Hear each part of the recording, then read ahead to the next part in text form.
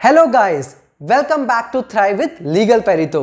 मैं हूं शिवम और आज का हमारा टॉपिक है comparison between company and other forms of business. किसी भी बिजनेस को स्टार्ट करने से पहले हमें यह डिटरमाइन करना होता है कि हमारे बिजनेस का नेचर एंड टाइप क्या है। और यहां पे टाइप से मतलब है स्पेसिफिक टाइप ऑफ बिजनेस, जैसे sole proprietorship, partnership, company etcetera.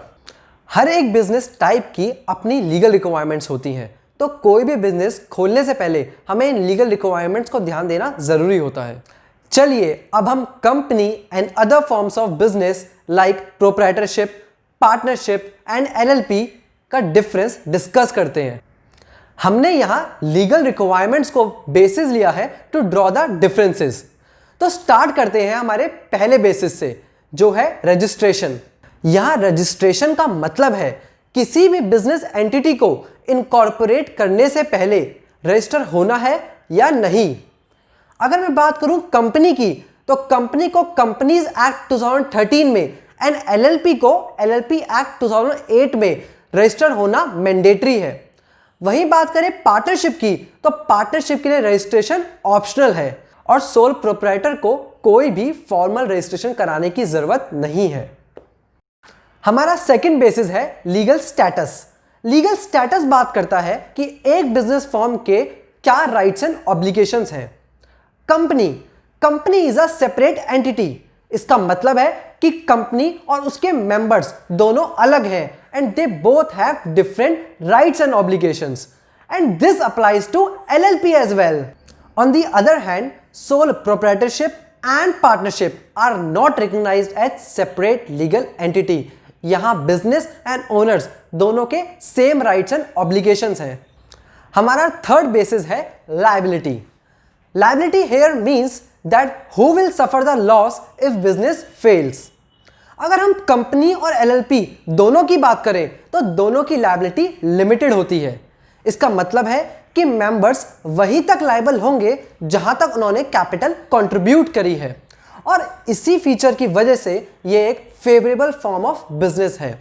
और वहीं बात करें सोल प्रोप्राइटरशिप की और पार्टनरशिप की, तो दोनों की लायबिलिटी अनलिमिटेड है। इसका मतलब ओनर के पर्सनल एसेट्स तक बिक जाएंगे इन ऑर्डर टू पे ऑफ द लायबिलिटीज।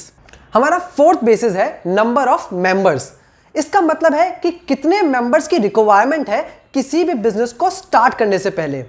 अगर हम बात करें कंपनी की, तो कंपनी में 1 पर्सन कंपनी के लिए मिनिमम 1 मेंबर की रिक्वायरमेंट है, प्राइवेट कंपनी के लिए 2 मेंबर्स की रिक्वायरमेंट है और पब्लिक कंपनी के लिए 7 मेंबर्स की रिक्वायरमेंट है। वहीं हम बात करें एलएलपी एंड पार्टनरशिप की, तो वहां पर मिनिमम 2 मेंबर्स की रिक्वायरमेंट होती है। और सोल प्रोप्राइटरशिप की बात करें तो मिनिमम 1 मेंबर की रिक्वायरमेंट है। इसलिए यह most flexible form of business है। हमारा फिफ्थ बेसिस है transfer of shares. Company and LLP में शेयर्स इजीली ट्रांसफर किए जा सकते हैं। कंपनी का एक शेयर होल्डर अपने शेयर दूसरे पर्सन को ट्रांसफर कर सकता है और वो पर्सन उसकी जगह ले लेगा। पार्टनरशिप एंड सोल प्रोप्राइटरशिप में शेयर्स ट्रांसफर नहीं किए जा सकते। हमारा सिक्स्थ बेस है taxation. It means that how a particular business is subjected to a taxation. Company, partnership और एलएलपी तीनों के लिए डिफरेंट स्लैब रेट्स गिवन है इनकम टैक्स एक्ट में, बट सोल प्रोप्राइटर को एज अ इंडिविजुअल ट्रीट किया जाता है, तो उसके लिए कोई भी डिफरेंट स्लैब रेट गिवन नहीं है। हमारा 7th बेसिस है एनुअल मीटिंग्स। कंपनी को हर साल एजीएम कंडक्ट करानी मैंडेटरी होती है, but other forms of business के लिए ऐसी कोई भी रिक्वायरमेंट नहीं है। हमारा 8th बेसिस है एग्जिस्टेंस। एग्जिस्टेंस का मतलब है कि बिजनेस एंटिटी बनी कैसे होगी और डिसॉल्व कैसे होगी। कंपनी की एग्जिस्टेंस कंपनीज एक्ट 2013 से है और एलएलपी की एग्जिस्टेंस एलएलपी एक्ट 2008 से है। वहीं अगर हम पार्टनरशिप की बात करें, तो पार्टनरशिप की एग्जिस्टेंस डिपेंड करती है उसके पार्टनर्स पर और सोल प्रोप्राइटर की डिपेंड करती है उसके ओनर पर। हमारा 9th बेसिस है फॉरेन ओनरशिप। इसका मतलब है कि एक इंडियन बेस्ड बिजनेस में फॉरेन इन्वेस्टमेंट अलाउड है या नहीं। कंपनी एंड एलएलपी में फॉरेन इन्वेस्टमेंट अलाउड है with some restrictions, but partnership and sole proprietorship में कोई भी फॉरेन इन्वेस्टमेंट या ओनरशिप अलाउड नहीं है।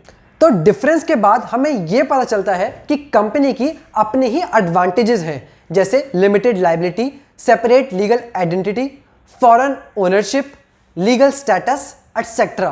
बट दूसरी तरफ डिसएडवांटेजेस भी हैं, जैसे कि registration, AGM, minimum number of members, heavy compliances and registration, taxation etcetera. तो हम इस वीडियो से यह कंक्लूड कर सकते हैं कि company other forms of business से कैसे अलग है। आई होप आपको डिफरेंट फॉर्म्स ऑफ बिजनेस समझ आया हो। Thank you for watching our video. अगर वीडियो पसंद आई हो तो लाइक एंड शेयर जरूर कीजिएगा and do subscribe to our channel.